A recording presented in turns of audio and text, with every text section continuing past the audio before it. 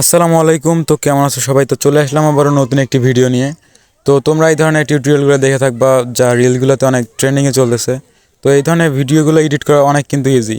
তো এর জন্য তুমি যে কোনো একটা ম্যাপ স্টার দিয়ে তোমার ফ্রেন্ডকে আর কি কাস্টম স্টার দিয়ে তোমার ফ্রেন্ডকে বলবা যে এখানে দাঁড়ায় থাকতে। এবার তুমি একটা ছুরি নিয়ে ওকে হেডশট করে মেরে দিবা। তো আমাদের ভিডিও রেকর্ড করা শেষ, এখন আমাদের এডিটিং করার পালা। তো এর জন্য তুমি ক্যাপকাটটা ওপেন করে নিবা। তো আমার এখানে ক্যাপকাটটা আছে, তো আমার টেলিগ্রামে ক্যাপকাট দেওয়া থাকবে, সেইখান থেকে ডাউনলোড করে নিবা। তো এরপরে আমাদের যে ভিডিওটা রেকর্ড করলাম ওইটাকে আমাদের ইম্পোর্ট করতে হবে। তো আমি এই ভিডিওটাকে ইম্পোর্ট করে নিতেছি। তো আমার এই ভিডিওটা, তো এইটাকে ইম্পোর্ট করার পর এইটার যে আমাদের যে মেইন পার্টটা ওইটাকে রেখে বাকিগুলো আমরা ডিলিট করে দেব। তো আমি ভিডিওটা আমার মেইন টুকরোকে কাট আউট করে দিতেছি, বাকিগুলো ডিলিট করে দিতেছি। তো দেওয়ার পর আমাদের এখন রেশিওটা ঠিক করে দিতে হবে। আমরা যেহেতু ইউটিউবে শর্টে ছাড়তে যাচ্ছি, সেই জন্য আমাদের রেশিওটা দিতে হবে। তো এরপর বেসিকে আসার পর এখানে দেখতে পারবা যে স্কেল নামে একটা অপশন আছে, এখানে এটাকে বাড়িয়ে দিবা যাতে আমাদের, তো এছাড়াও তুমি হাত দিয়ে ওটাকে টেনে বড় করতে পারো। তো এরপর ডেসক্রিপশন বক্সে আমার ভিডিও এডিটের সময় যে প্যানটা লাগবে সেটা দেওয়া থাকবে, সেখান থেকে ডাউনলোড করে নিবা। তো এরপর আমি ভিডিওটাকে অ্যাডজাস্টমেন্ট করে নিতেছি। তো অ্যাডজাস্টমেন্ট করার পর ওভারলেতে চাপ দিবা।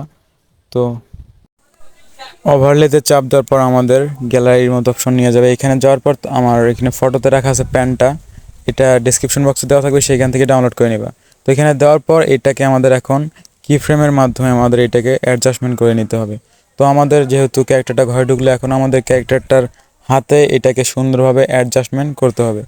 তো এর জন্য সুন্দরভাবে ছুরি যেন না দেখা যায়, সেই জন্য আমাদের এটাকে সুন্দরভাবে অ্যাডজাস্টমেন্ট করে নিবা।